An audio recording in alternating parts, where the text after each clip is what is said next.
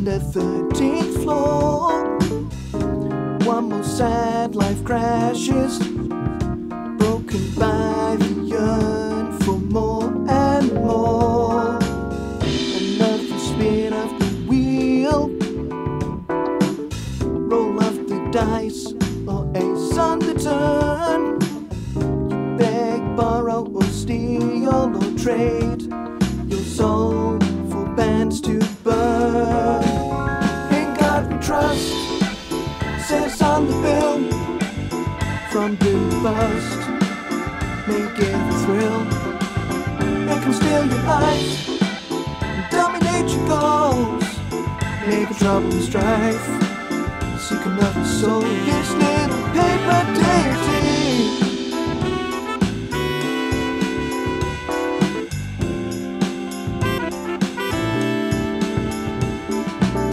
Let's go and flash the plastic, blow it all on hot girls and wheels. Let's do something drastic. In the morning we'll never feel. Where were you on Black Wednesday? Stood for hours outside the Northern Rock, still hungover from Tuesday. Must we take this banker's cross? In God we trust, says on the bill. From blue to bust, make every thrill. It can steal your life, dominate your goals, make a trouble and strife, seek another soul. This little paper daisy.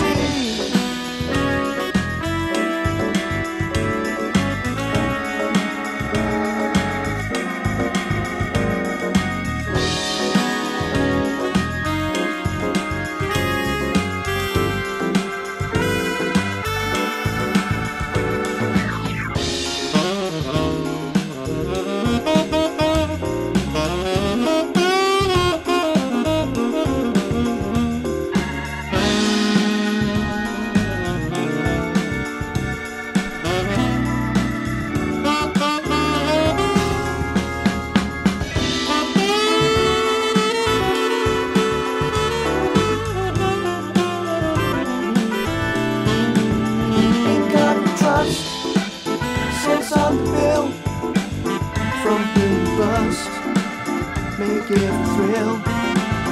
You can steal your life, dominate your goals, make trouble and strife, seek another soul. This little paper dainty.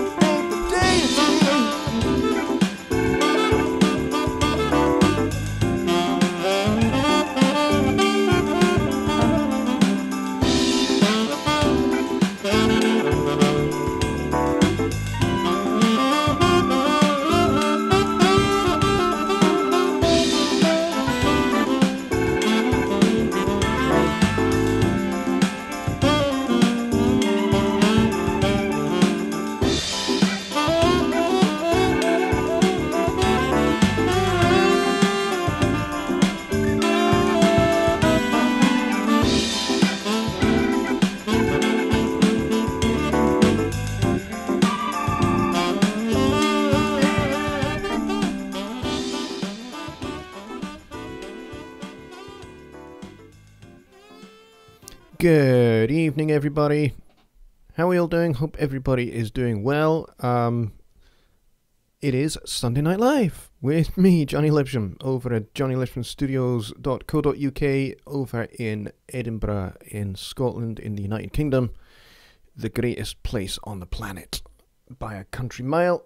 I see a few people are already here. Bobby Booth with the very first post. He is the first one through the door.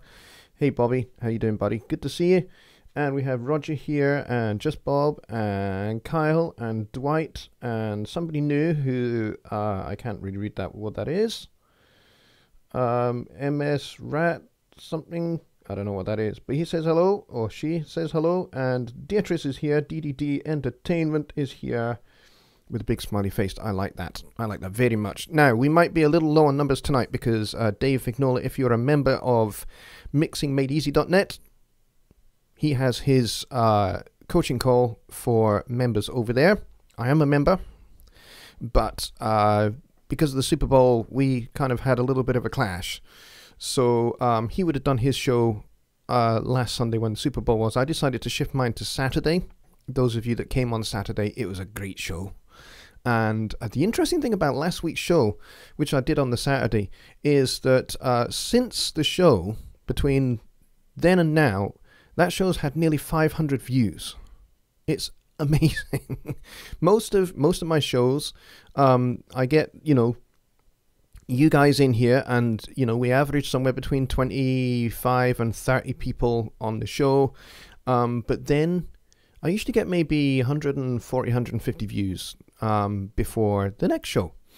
But this one last week, it's not gone viral. I mean, that would be millions of views, but excuse me, 490 I think it is at the moment, which is a lot of views for one of my shows. So to everybody who has watched last week's show, thank you very much. I really appreciate it.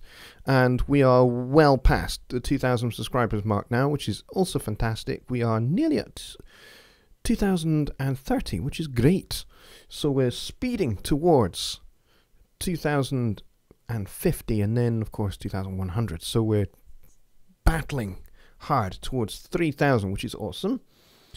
His Royal Faciousness is here, also known as Face. He says, how can I quickly find the link to these Sunday night calls? Actually, Johnny G's show as well. I just spent 15 minutes frantically searching around. Okay, if you're a member of the Home Studio Trainer support group on Facebook, I always post a link to my show there.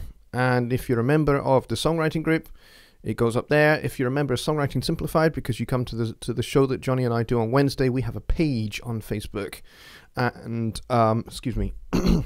And I always put a link there as well. And usually it's a nice graphic, but there's also a link there to my channel. And you just need to follow that link to my channel and then just keep hitting the refresh button as you get close to midnight. If you are subscribed to my channel, and you've hit that notification bell, you should get a notification. Sometimes YouTube sends those notifications out a little late, like a few seconds into the show or a minute or two into the show. So my advice really is to get onto my channel and wait there and hit that refresh button. And actually, because I schedule my shows, when you go to my channel, you should see the show pending. And it should have a countdown timer.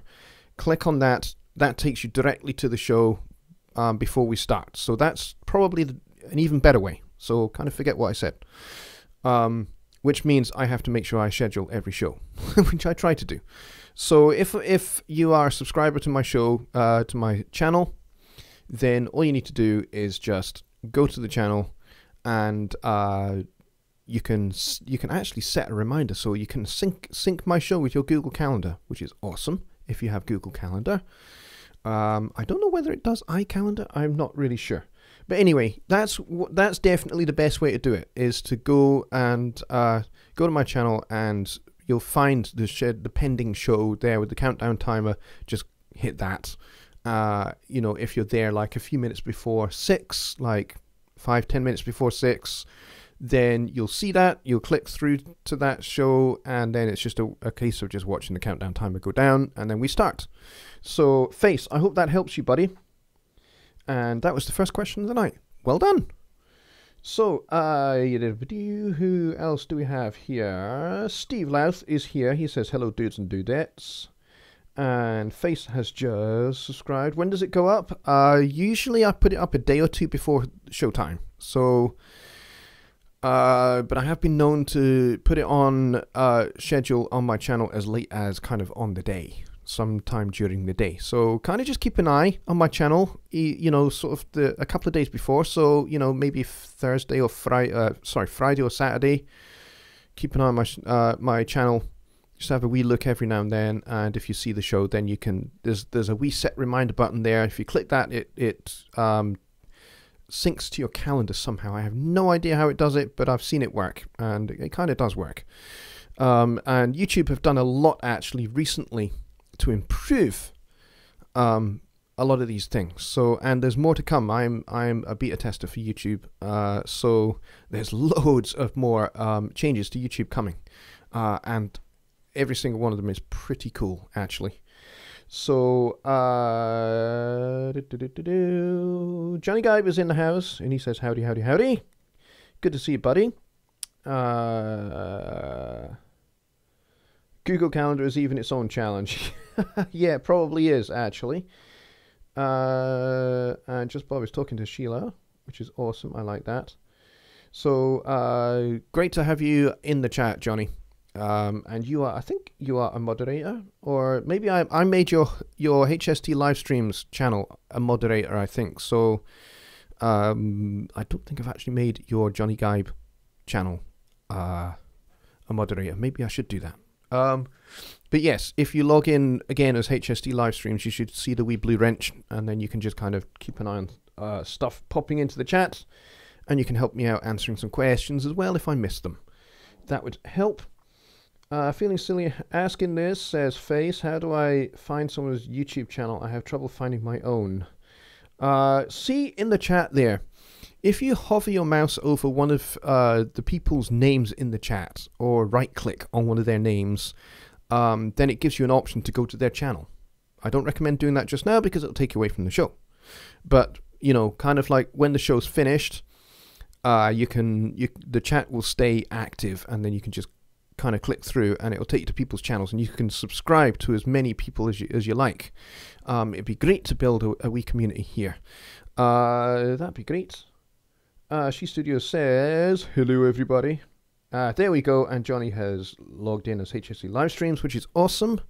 So Johnny, you can help me out kind of with questions, fielding questions if I miss any, because I've got a couple of things up my sleeve for tonight, because I had some thoughts following last week's show where we were looking at sidechaining a gate, and you all seemed to dig that, which is cool, and I certainly did. And my good friend Chris Harwood over at Deer Creek Audio posed a really interesting question. He said, what can we do about kind of using a sidechain on something like a reverb or an EQ?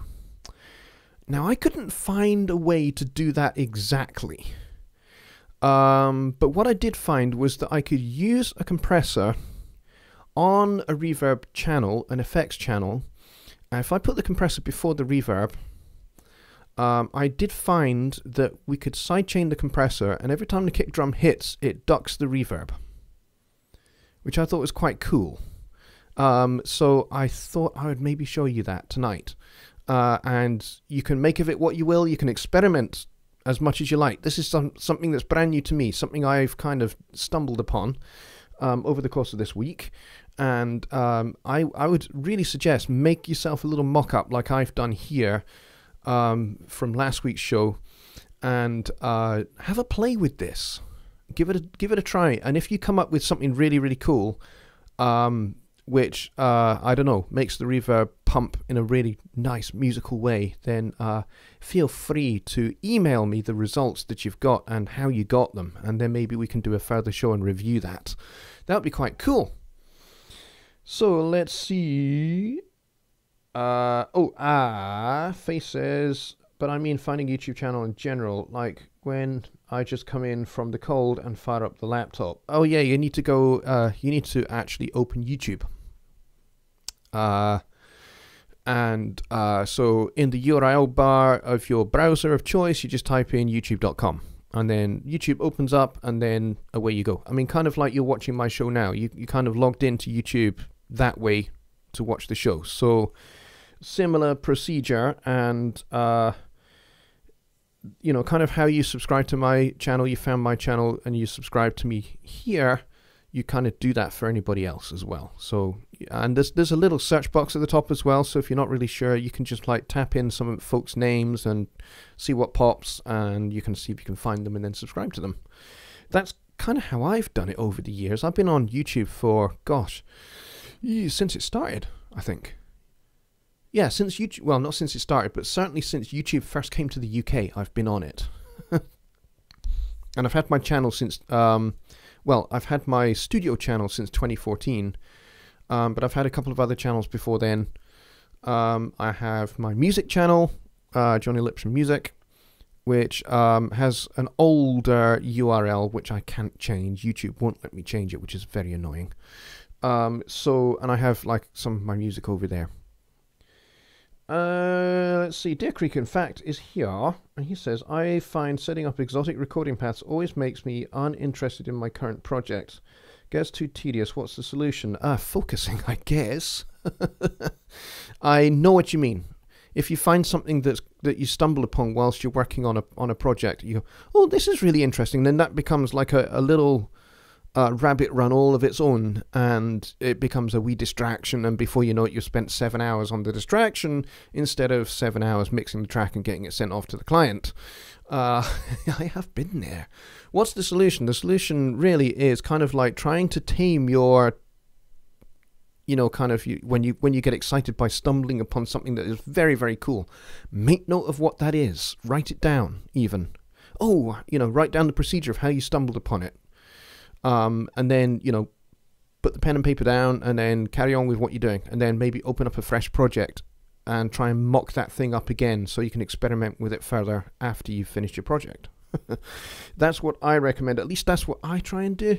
Like this one kind of I stumbled upon that we're going to look at tonight. And I am in the middle of working on somebody else's record. So I'm trying to be disciplined and not, fart around with this little compressing a reverb thing, sidechain compressing a reverb thing, which I don't even know how useful this is going to be, by the way, or even if I'm doing it right. But this is kind of what I found, and I'm going to show you that in just a few minutes. So yeah, so there you go.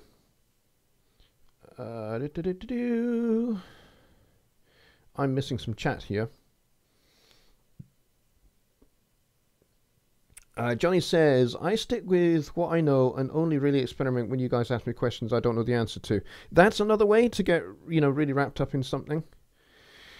Faith says, can't you copy/import your music from the old channel to your current one? Yeah, I could, but what I want to do is I want to keep my studio channel for my studio work and for tutorial videos, that kind of stuff, rather than my own music. I know I've got like Faces and Places is up on this channel, but that's kind of because it was part of a tutorial challenge that I set last year in December. So that's really the only time that I put my own music up on my channel, and it's probably not going to stay up there.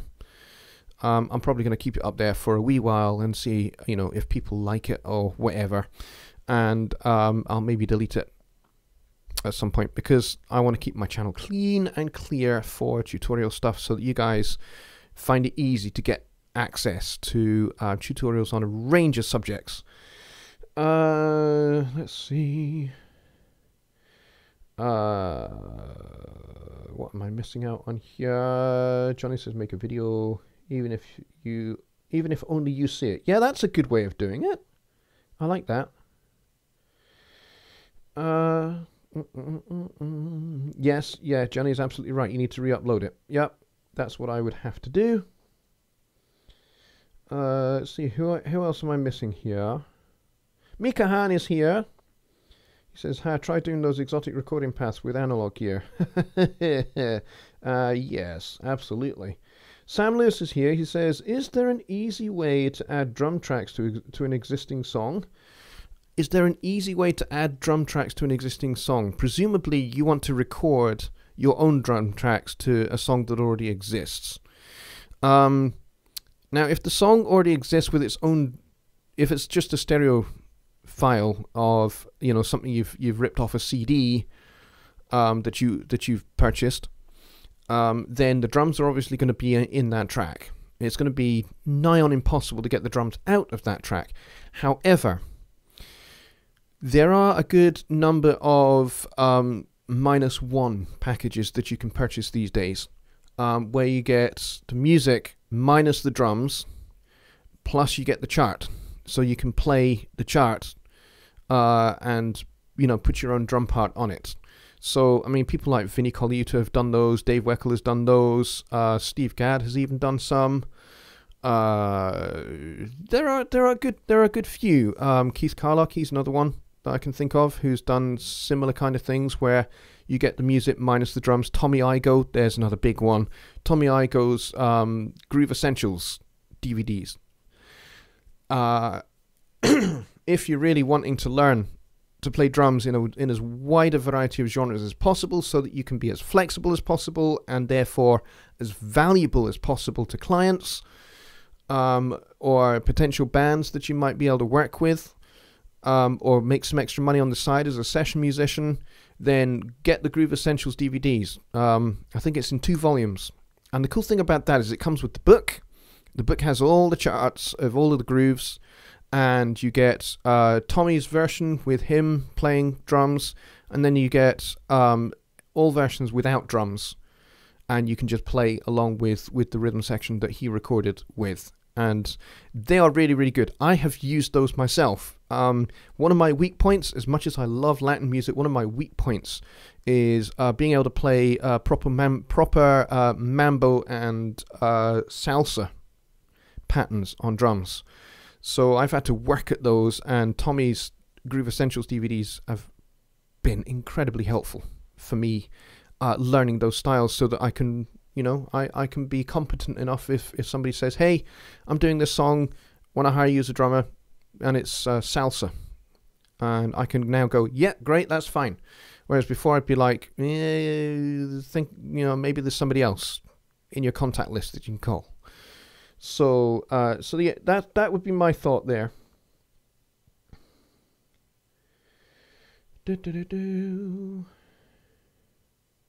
Lowens is here, and he says, I'm here. Good. We're glad that you're here. Woodbeast says, like button, please. Good to see you, Woodbeast. Ken is here, Ken Moss, and he says, a few weeks ago I was speaking here to someone else who's having difficulty with Waves GUI for some plugins just appearing as a blank screen. A fresh install of Windows 10 and Waves fixed it. Well, there you go. That's awesome. And Deer Creek is asking, did I ever check X for records for the LFO tool? No, I've been way too busy, I'm afraid. And both my kids have been sick this week. So I've had to shift all my working around so that I can still go down to my kids' primary school and do my my 1 hour session there that I do every day, whilst my kids have been sick here as well. So my kids have been off school, but I've needed to go down and do those classes because I love doing them. So yeah, so the last week or so, the last week to 10 days have been a write-off. To be honest, and my daughter's been sick over the course of this weekend for absolutely no reason. She just started vomiting. She feels absolutely fine, and she would play quite happily with toys and all sorts of things, but she'd be just like, okay, back to playing. It's very strange. Don't know what's caused it, but so there you go. So I've not really had time to check any plugins out, to be honest, I'm afraid. Let's see, the Ultimate Sidechain tool. Oh, that's what it is. Okay, of course. Yeah, that's right. We were talking about that, weren't we? So there we go. $50 for that tool. Okay, well that's worth me looking at. Cool, thank you. Appreciate that. Okay, so where are we? 25 past. So why don't we go take a look at how we do this thing? I don't know how useful it's going to be to folk, but take from it what you will, and if you think this is cool, then that's great. I appreciate that. So let's go over to Studio One. And here we are in Studio One, and I can put that back over to the effects. We don't need to see my song list. Yes, I do use the browser to play my intro music. It's very, very cool. It's very handy, actually, just gives me a quick and easy access to my playlist rather than having to open up another application like Windows Media Player or something like that. So here we are, and this should be familiar to you if you were here on last week's show where we did sidechaining a gate, which I got the inspiration for that from Chris Harwood, who did a sidechaining video, and I thought, that's good. Sidechaining a compressor is good. It's very cool. And sidechaining a compressor is very, very useful for ducking audio when you're doing a voiceover. If you have a music bed, you can sidechain your music bed to your voice, and hey presto, it ducks whilst you're speaking, and then it comes up nicely. If you set the release time nice and slow, it ducks nice. It releases nice and slowly, and you have this nice little smooth ebb and flow of the music beds. So sidechain compression is incredibly useful. It's great for voiceover work. It's great for EDM and drum and bass and that kind of stuff. And I mocked up last week this little tune here, which I've added an effects channel to, which I'm going to talk about in just a second. But this is what we had, if you remember, from last time. Oh, we got the reverb on. Why is that on? I thought I turned that off. Okay, let's turn all of that off. Let's start again. There we go, that's better. Ah, that's why. I forgot to turn these off.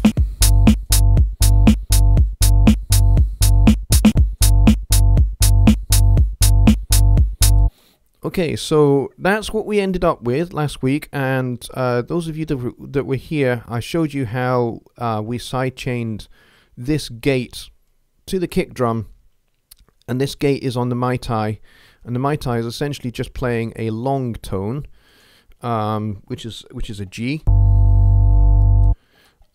which sounds very uninspiring on its own, but when you put it in with the kick drum, you get this nice effect. Hang on, I forgot to press solo there. You get this nice effect.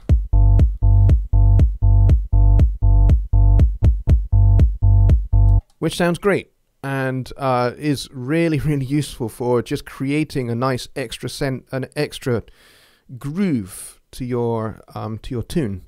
And even if you're not an EDM kind of person and you're just like a straight country rock or something like that, or straight rock and roll kind of guy, or guttural, and that's what you do, you can still sidechain a compressor or a gate to your kick drum and your bass guitar. I wouldn't necessarily go for a gate, but you could certainly use a compressor, and you could use the compressor to slightly duck the bass underneath the guitar, underneath the kick drum, so the kick drum isn't getting masked by the bass guitar. That's used a lot in rock music and R&B and that kind of thing. So you could certainly use that there. That would be another application. EDM, electronic dance music, is what EDM is. So anything that's that you would hear in, I don't know, one of the Ibiza clubs or something like that, Ministry of Sound, that kind of stuff, is all EDM. So anyway, so we set up this sidechain as a pre-fade, a 0 dB send, and basically every time this kick drum hits, it's triggering this gate, and it's telling the gate to close so that when the kick is not hitting, it's open, and that's what it's doing. And that creates this nice upbeat kind of throb kind of sound, which is very, very cool. So now that we've done that, what I thought we could do is we could try and see if we can get this reverb to duck. Now I'm aware that I've kind of overdone it here. I've compressed really rather a lot, so maybe let's shift that threshold up a wee bit and see if we can get this a little more subtle than when I was playing with it earlier. So electro digital music, no, it's electronic dance music, I believe is what it is. Yeah, dance. Okay, so I have set this up not as a pre-fade ascend, but I probably should because all the other side chains are. But it doesn't really matter. I don't think that matters too terribly much. Okay, so we've also got reverb on the hi-hats and the snare, and I've exaggerated these to like way too much because I wanted to see if I could set this up so that we have minimal reverb every time the kick hits. But these guys are kind of unaffected. That's kind of what I'm trying to do, and I'm not entirely sure that I've worked it completely yet, but this is kind of what I came up with this evening. And so hopefully you will find this useful.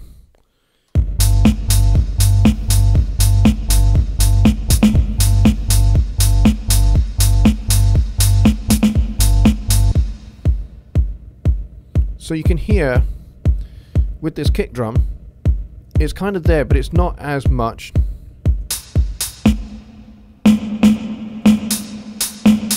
It's not as exaggerated as it is on the as it is on the hi-hats or the snare drum, and I think I've got this set the same, -5. Yeah, I've got those practically the same, but we don't have nearly as much reverb on the kick, even though the send levels are identical. And that's because of the sidechaining effect on this compressor here that's ducking this reverb. And that's effectively what I have tried to set up here. So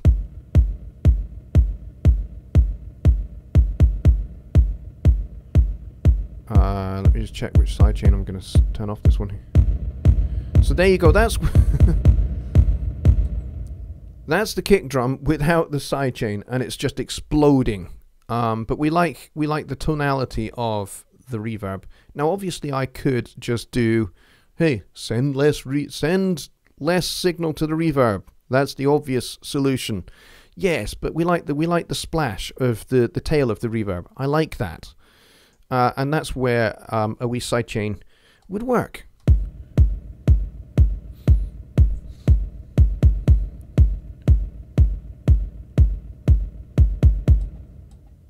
And so there you go, and I've obviously overcooked it with the snare drum and the hi-hats, but I think you get the idea that this was kind of, I think, what you were talking about, Chris, if you're still here, if you're still watching.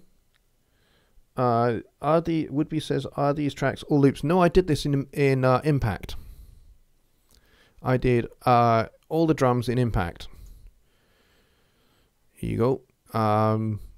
Which is some reason blue. I don't know why it's blue. I think we kind of agreed on that kind of, I call this phlegm green. There you go. So yeah, so all the drums was done in Impact. And Mai Tai is basically, if you just look here, this is the Mai Tai track, and it's basically just one long tone. But because of the side chaining on the gate, you only get part of it. You only hear part of it, I should say. So, yeah, so there you go. Deer Creek says, gotta love this. Mr. Jazza teaching on EDM would make plugin guru proud, Johnny. Glad to see you've crossed the bridge to musical freedom. That's funny. So it's not real drums. No, it isn't. But yes, it does sound good. What kit am I using in Impact? Let me just check. Dancehall Madness is what I'm using. I'm not even sure which snare drum I'm using. Where's the snare drum on? Oh, why are these not got any audio on them? That's strange. These ones don't have... Ah, it's because they're muted. Duh. There we go. That's why those were not... That's why those were not coming through, because those channels were muted. Duh, brain. Okay, so yeah, so it's called Dancehall Madness. And yeah, they sound pretty darn good, don't they? Alright, so there we go. I hope that you find them useful. Sure, they are real drums. If you have them, they are real. Maybe not real acoustic trap set. Yeah, I don't think so. But they're pretty nice. They're pretty nice samples, anyway. So have fun with this, guys. I hope that this is something that you might consider useful in your music productions, whether you're EDM or not. Certainly, at least the concept might be applicable to a whole bunch of different things. Go and mock something up and play with it is what I would suggest. Alright, so we are now at 36 minutes past. That only took 10 minutes. I didn't think it would take very long because, to be honest, I wasn't 100% convinced that this was what Deer Creek was getting at. But he says that it's cool. So if it's cool by him, then I think we may have got something useful here. So if that was useful, please do say so in the chat. I would appreciate that. Okay, now I'm going to take your questions, guys. If you've got any questions tonight, let's hear them. Get tapping away in the chat. And Fender Rhodes chords with an EDM beat. Yes, you know what? Interesting story on that point, Deer Creek. I have actually played on a few drum and bass records now, playing Fender Rhodes. I think the first one I did was back in 2003, and I had been playing in a club, in a jazz club in London, and some guy just came up to me at the end of the show when we were packing away, and he says, I'm a producer. I was like, okay, nice to meet you. Shook his hand, everything else, and exchanged pleasantries, all of that, like you do. And then he said, yeah, and I kind of do dance music. Okay, that's great. Dance music is great. There's some dance music that I like. There's some drum and bass records I really like. So we talked for a few minutes, and then he said, I'd like you to play on my record. I said, well, I'm a jazz guy. And he goes, yeah, what you're doing would be ideal for my record. So, okay. I gave him my card. He gave me a call the next day, literally the next day. At lunchtime the next day, he said, do you want to come over to the studio on Wednesday? I said, sure. So he gave me the address of the studio, and I went, and I checked out his music, and he said, okay, let's do this. So he gave me a rough idea of what he wanted, which is pretty much just me improvising over this drum and bass track. Essentially, that's all he wanted. And so we set up the Fender Rhodes. We put it through the Fender twin bass amp, guitar amp, bass amp thing, and it sounded fantastic. And he said, right, I'm going to hit record, just play. So I did, and he said, do you want to do the next song? So I ended up staying there. Instead of just being there for like an hour to do my little bit on this one song, I ended up staying for like, I think 9 or 10 hours. And we just did song after song after song. I think we did like 9 or 10 songs. And it was just a case of I just played on a whole bunch of different songs of his. There were some slow burn ones, some really up-tempo ones. And it was great. I got to play kind of just what I just got to do, what I did. And, he didn't know what the key of any of the songs were. He's just like, yeah, I just programmed the beats. Okay, that's cool. So, I had to use my ears to work out what the keys were and all of that of the songs. And off I went and did my thing. And 3 months later, he says, here's a copy of the record. And the record went to Ibiza and was very popular in the clubs over there, and hit Ministry of Sound and some of the EDM radio stations. It was crazy. I was just like, I've been on an EDM record. It was hilarious. And I thought that was it. I thought, okay, that's it. I'm probably not going to get hired to do that kind of thing again. I have been hired several times to play on EDM records. Playing Fender Rhodes or playing piano or doing something. Maybe a little bit of fretless bass I've played on a couple of tunes. And it's crazy. I've ended up kind of falling a little bit into this kind of genre this world that I don't really know very much about. So there you go. There, I thought that'd be a funny little story for you. Okay, Jonny says, so explain a bit on the difference between parallel and side chaining. Well, side chaining is an interesting concept, and this is where parallel is very different to sidechaining. Sidechaining, you're using one input to trigger a compressor on another audio track. Whereas with parallel compression, what you're doing is you're sending a copy of your signal to another bus that has a compressor on it that is doing something entirely different than what your ordinary bus is doing. I'll have to show you an example of this. So let me go back to the Studio One, and I'm going to close this song, and we'll just close it. We don't need to save it.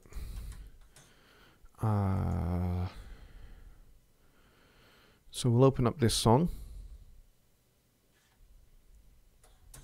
and there you go.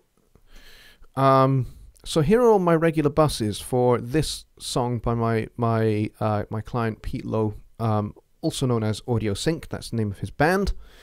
And so this is my regular busing system that I do for all of my mixing projects. Now, if I've only got a couple of tracks, like if it's just a vocal and a couple of guitars, I'll maybe have two buses, one for the vocal and one for the guitars, and everything just will be done on those. And I probably won't do anything over here. And as you can see, there's very little done on the individual channels, but that's for another video. You want to know the difference between parallel and sidechaining. So with parallel compression, I'm sending, for example, this vocal channel here, I'm sending it pre-fader at 0 dB to this parallel channel here.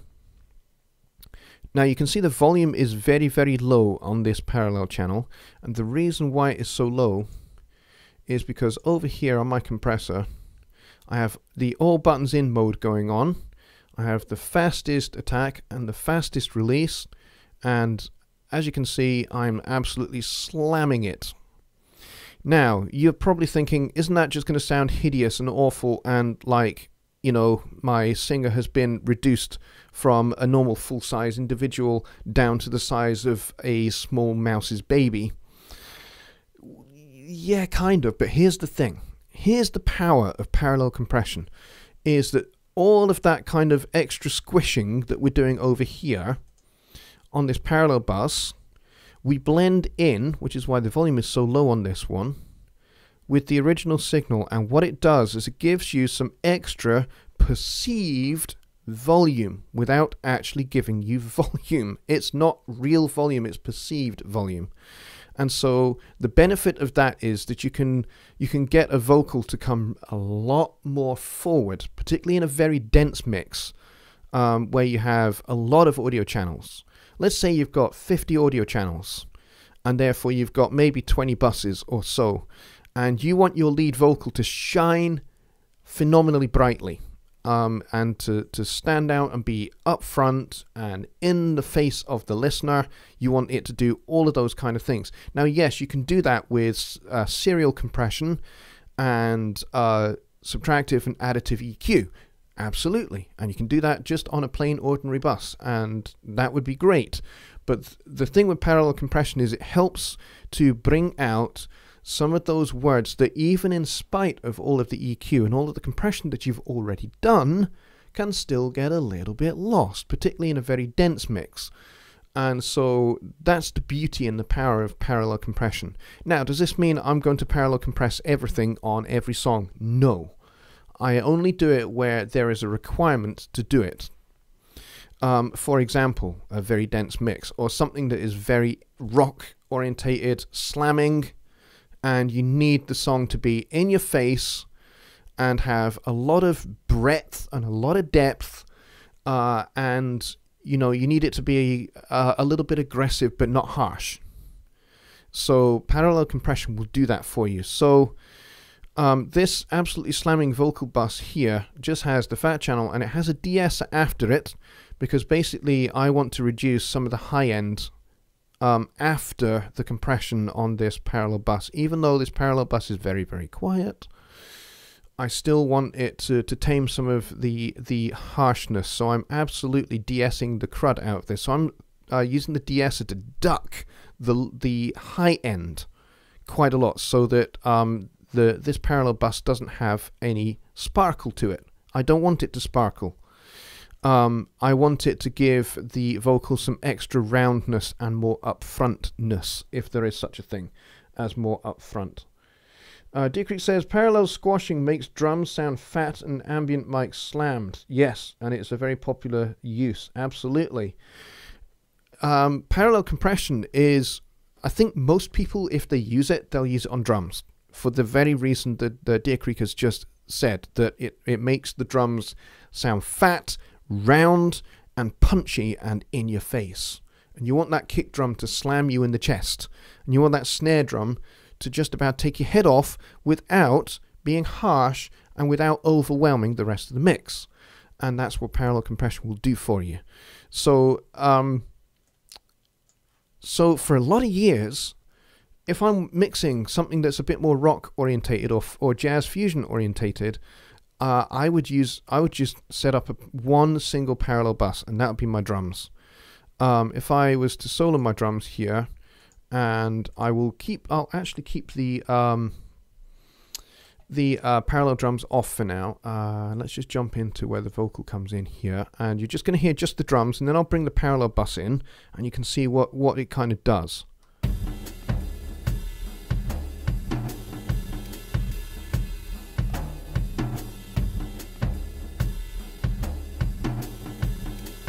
Okay, so we haven't parallel compressed this yet. So let's bring that in.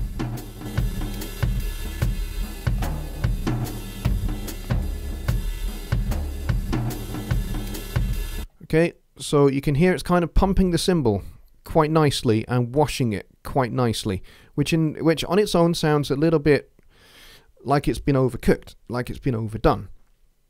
But in the context of the mix, excuse me, in the context of the mix, it really doesn't do that. If I give you that context so you can hear that, let's go again from where the vocal comes in, and I'll take off the parallel drums. Hey there, did I get too close to you? Did I move too quickly with my love? It's kind of nice, kind of present. Insecurity when you could not see the shore. You swayed away when I fixed my gaze on you. You tried to look to some distant star. Now listen to this chorus. That's when you said goodbye. That's when you said goodbye.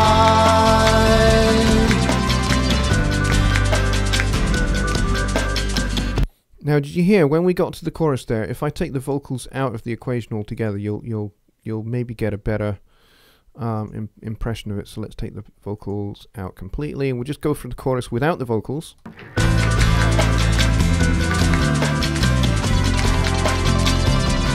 I'll mute the parallel channel.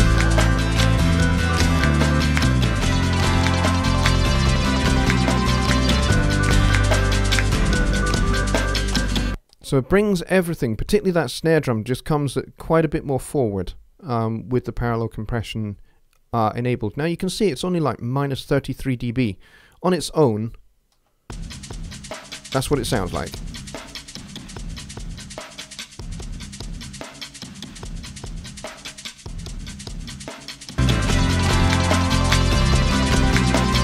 So there you go. So that's kind of what the parallel compression does to the drums, and it gives the drums a lot more body, a lot more girth, and it does wonders for that snare drum, whilst at the same time rounding out the kick drum.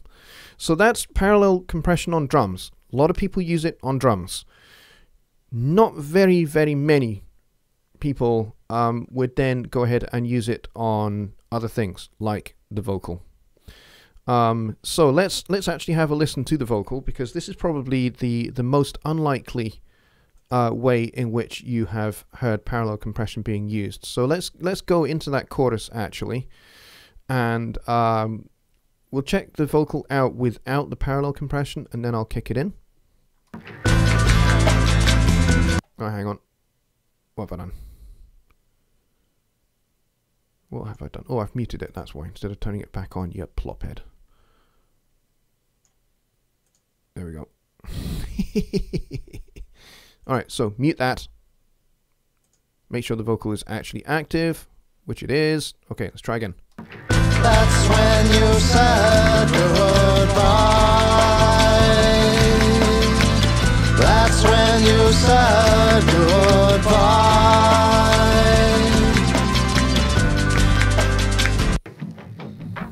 That's when you said goodbye. That's when you said goodbye. So in this example, it's maybe a little bit more subtle. And all it's doing is just pulling the vocal just a little bit forward and rounding out some of the lower end without the vocal becoming muddy. So that's kind of one of the benefits there. It also works really nicely on bass as well. Again, I've got the bass kind of quite low in the mix, but again, we can check this out in the same place. I've turned off the parallel compression on the bass. Let's check this out here. That's when you said goodbye. That's when you said goodbye.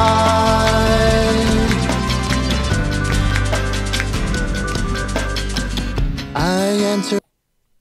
Alright, so it's rounding out the bottom end of the bass and giving it some nice girth and width, and making it kind of punch through a little bit more as well. So there you go. I hope that helps you there. I was actually going to do a video this week on parallel compression and wider applications. So you'll see that go live on my channel this week. So, and I will dive into a bit more detail than I have here on this and how I do it. So, but you guys watching this live show, you'll have a little bit of heads up going into that video.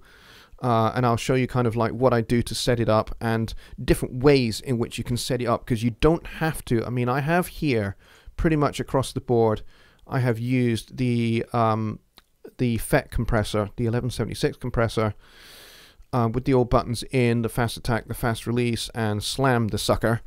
I've used this particular compressor right across the board because it's aggressive and it's very grabby. It's one of the really cool things about the 1176. But that said, you can also get effective parallel compression using different compressors. You can try it using a Fairchild, and there is one in Studio One. I think you have to purchase it as an add-on, which would be this guy, the FC670. You can try it with that. You can try it with the Britcomp, which is kind of an SSLE kind of style compressor. Yeah, and you can try it with the tube as well, get some nice tube compression going on there as well. So try it with a bunch of different compressors and see what you like, because you might find that different compressors, when you slam them, will behave in a different way to a FET style compressor and might actually bring out something in the vocal that you really, really like.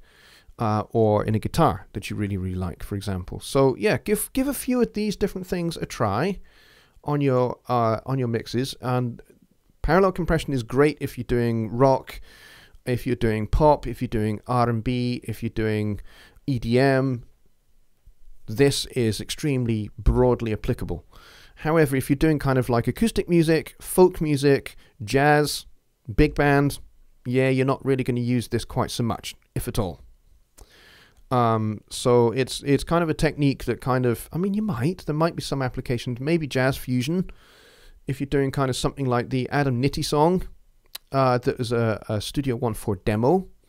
Maybe that might, if you want to do your own mix of that, maybe this would be a good spot to try out some parallel compression on a different style of music, because you might find that it has a good application on the drums in particular, to really bring those tom fills forward and the snare drum and stuff like that. So you can certainly try that in a jazz fusion setting.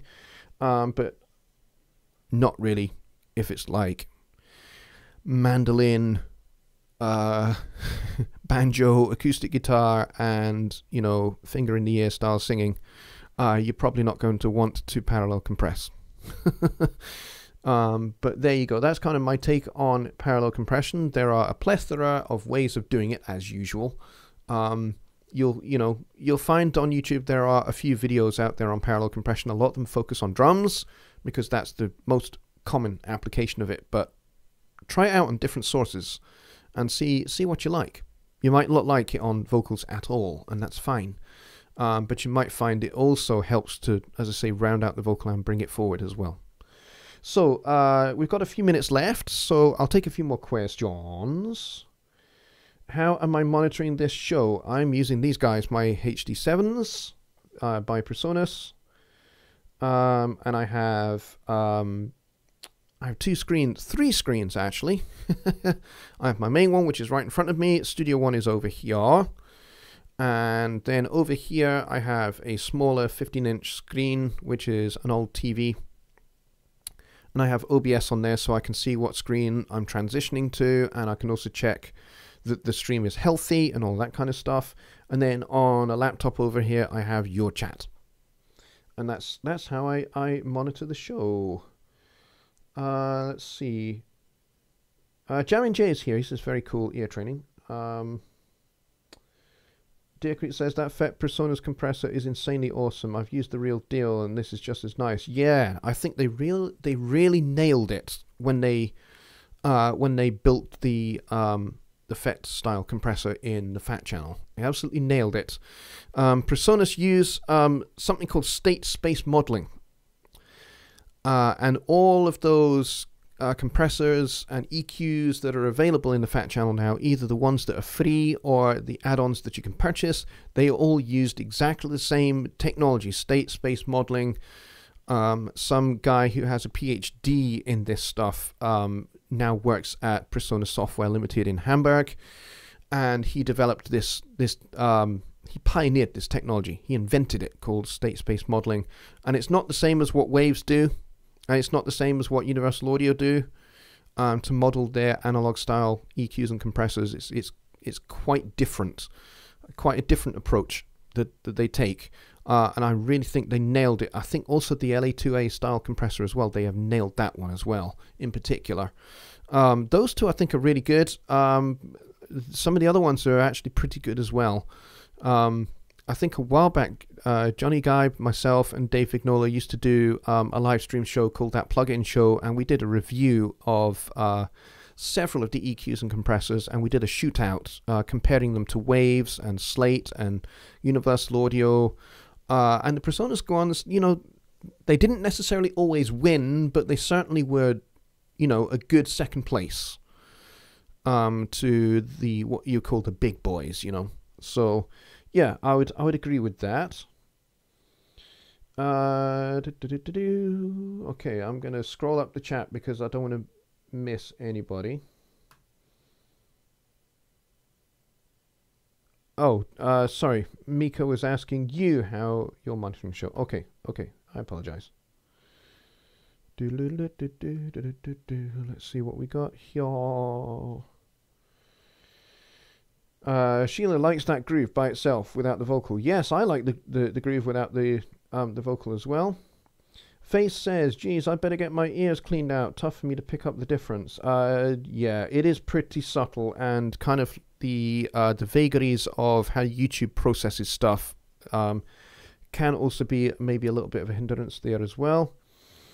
Dear Creek says, when you're my age, you get girth and width without an added bus compression. It's just naturally compressed in the thorax region. Chris, that is awesome. I love that description. And Johnny says, good name for their band, Slam the Sucker. Yeah, and they should play polka music, shouldn't they? It should be a polka band called Slam the Sucker. There we go, and let's just go back down a bit. Ken says, I know you have to ultimately try out for the sound on an individual song. Are there any references out there for beginners to match compressors and EQs to particular instruments to narrow the choice? A good reference track in the style of music that you're working with is always an invaluable thing. Absolutely. I cannot recommend A-Being your mix alongside a professional done mix. It's one of the most valuable things you can do. And to be honest, even if you've been mixing for 20, 30 years, you should still reference. Because otherwise you're working in isolation, and I think it's just a little bit arrogant presumption to some degree that you're kind of like saying, I know what my mix should sound like, and I know what the end result should be, and you know, I know how it's going to slot in with other professional mixes, and you know, I think that's maybe just a tiny bit arrogant, but that's just my opinion, and I'm not naming names or pointing fingers at anybody. I just think it's best practice to, you know, to listen to other mixes in the style that you're working with, particularly if you're wanting to dial in something very specific, a very specific sound that's been asked for. Like maybe somebody said, hey, listen to this record and listen to the snare drum on that record. That's what I want our snare drum on our record to sound like.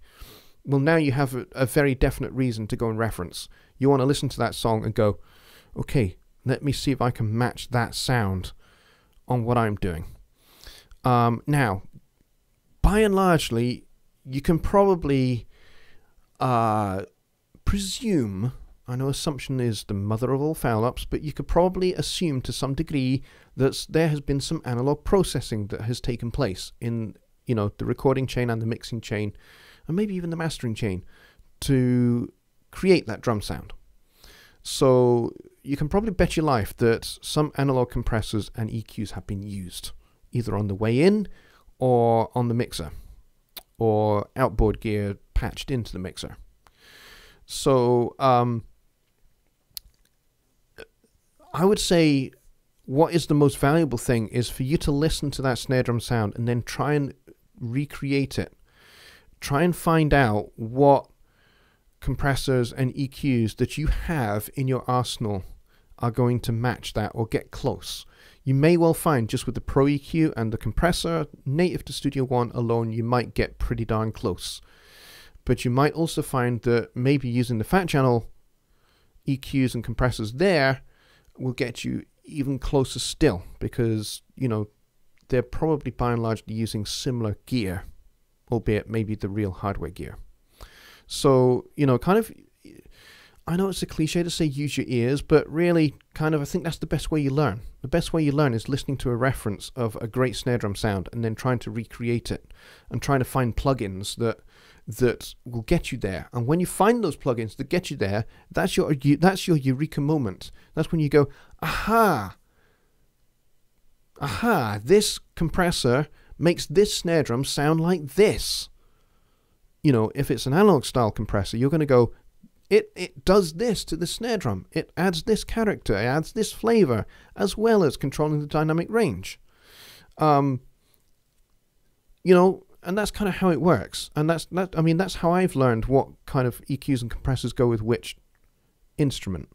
Like vocals, you know, I tend to prefer something smooth, something maybe EQ-wise, I'll maybe go quite transparent. So quite often I'll grab the Pro EQ because I want to do some surgical cutting first, and get rid of stuff that I definitely know that we don't want in the vocal. And then I'll follow that up maybe with some smooth compression.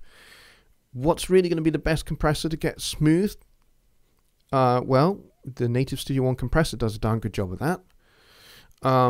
But you could also try an LA2A or another optical style compressor, because you're going to get nice, smooth attenuation, plus you're also going to get the characteristics of that particular compressor added in as well, because each compressor has its sonic characteristics. So you could certainly experiment with something optical, like, for example, the Brainworks Opto compressor, which you can pick up from Plugin Alliance for an absolute steal. Or if you have the Studio One Studio Magic bundle, you already have access to the Brainworks Opto compressor. Go get it. You'll not regret it. Seriously. It's a great little compressor, and it's so smooth. It's phenomenal. And, you know, and then I'll maybe follow that up with something a little bit more vintagey EQ-wise to give me some air, to give me some girth, to give me some roundness to the vocal if it needs it.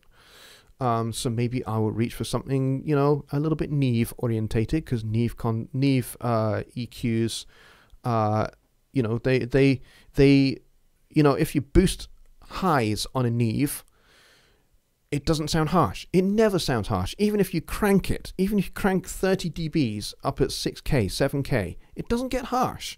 The Neve is just so smooth up top. So if you want to get some nice shine, you can get that without making it harsh or without bringing out too much of the sibilance. So how have I learned all of that? I've learned all of that by kind of trying stuff out, to be honest.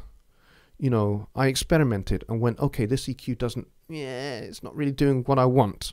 So I take it out and I put in another one. Okay, this one's a bit more like it. So this, and that's where practice is really important.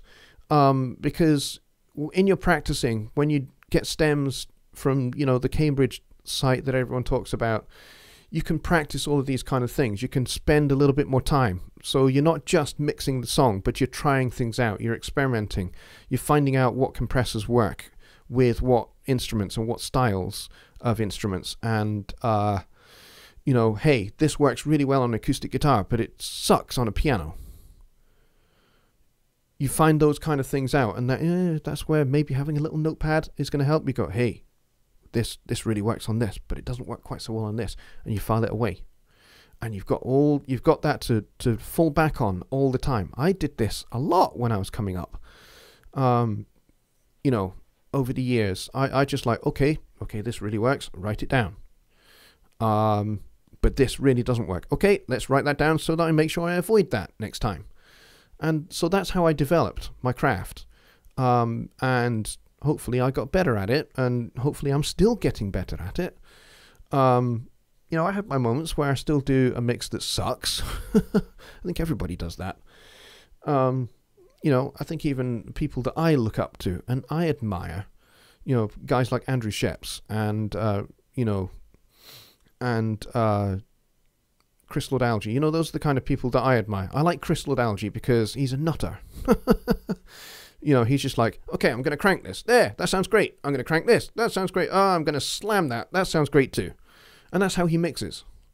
And it's great. You if you've ever seen some of the videos out there that he's done for Waves or something like that, he's like sliding up and down his SSL console on his chair. And he's just like running up and down on his chair. And he's just like slam, slam, slam, cut, cut, cut, boost, boost, boost, moves on to the next one, and he just like, he moves really, really quickly. And it's just like, there's nothing subtle about what he does too terribly much. And I kind of like that. Even though, you know, he works with artists like Green Day, where, you know, their music is actually fairly loud, aggressive. So, you know, it lends itself to that kind of loud, aggressive SSL style stuff, with, you know, lots of 1176 style compression and stuff going on. Whereas the music I work with is mostly jazz, or it's mostly folk music. Not that I'm necessarily a fan of folk music, it's just that being in Scotland, you end up kind of working with a lot of folk artists. I don't mind it, I really don't. So everything has to be done very nice and subtly, and you're trying to get warmth, as much warmth into the music as you possibly can. So there you go. I kind of ranted a little bit. Sorry about that. And I went for my mouse to try and operate my laptop. That was weird. I should maybe not do that, because I have a trackpad which has just died on me. There we go. We're down the bottom. And I have run over quite monstrously because I was talking the hind leg off several donkeys. It's so funny because I use very little compression overall on all my mixes. Yeah, well, you know what? Each to their own. Each to their own. And, you know, sometimes you just don't need compression. And sometimes you do. Sometimes you need a fair amount of it. Sometimes you need, you know, you need to slam the sucker in order to get the desired result that the genre requires, or the artist requires. So, You know, if I don't have to compress, I won't. It's not something I just go compressor, compressor, compressor, compressor, compressor, and I'm just, you know, constantly dragging in stuff into Studio One. It's not like I just line up compressors and just go, right, okay, let's put compression on every channel. That's a silly way to mix. That's kind of mixing by numbers, to be honest, which I don't do. I don't mix by numbers in that sense. But I do kind of mix by numbers in the sense of I kind of know kind of what kind of a attack and release profile I want on a particular channel, on a particular audio source. So, you know, for a particular vocal, I might have a slower attack and a fast release. Like let's say, you know, lead vocals. Lead vocals, I tend to have a slow attack and fast release because I want the vocals up front and punchy. Background vocals, they are meant to be in the background, so I will have a faster attack and a slower release because I want the audio to be grabbed more quickly and released more slowly, and I'll maybe even shave off some of the highs on the EQ as well because I don't want them to be bright. I don't want background vocals to be bright. I want them to be a little duller, just a little duller than the lead vocals. So stuff like that, you know. But yeah, I'm not always slamming the suckers with compressors, but you know, I think you have to go with what the music tells you to go with. And if the music tells you to slam the sucker and use a lot of compression, then you slam it. But if, you know, you bring in the channels and you go, you know what? All I need to do is just balance the faders and move the pan sliders around and then hit print. If that's how good the recordings are, and that's how well performed the recordings are, then that's what you do. And I think that's kind of where we would agree. And we are 12 minutes over, guys, so I'm going to end it there. And I'm going to say thank you very, very, very much to everybody who has come out this evening. I really appreciate it. I must get off to bed because, like my kids, I'm not very well either. I'm hiding it fairly efficiently, I think. But yeah, I want to say a big thank you to you guys for coming out. I really appreciate it. And the next time you will see me, it will be Songwriting Simplified with Jonny on Wednesday. I have no idea what we're going to be talking about, but needless to say, the show is going to be fantastically cool and funky and probably hilarious. So until then, guys, that'll be over on the HST Livestreams channel. Until then, folks, I will bid you all a very, very pleasant evening, and I will see you all very soon. Good night.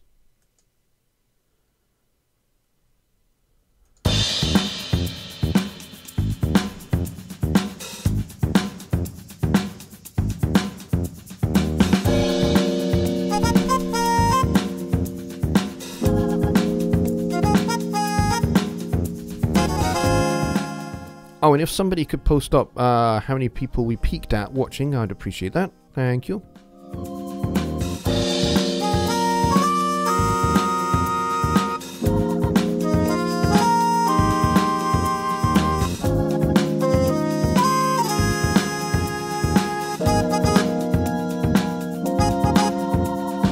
Hanging tough in this darkest hour, standing alone when the foe has the power. We'll never falter. We cry out at the altar, digging deep with all of our might.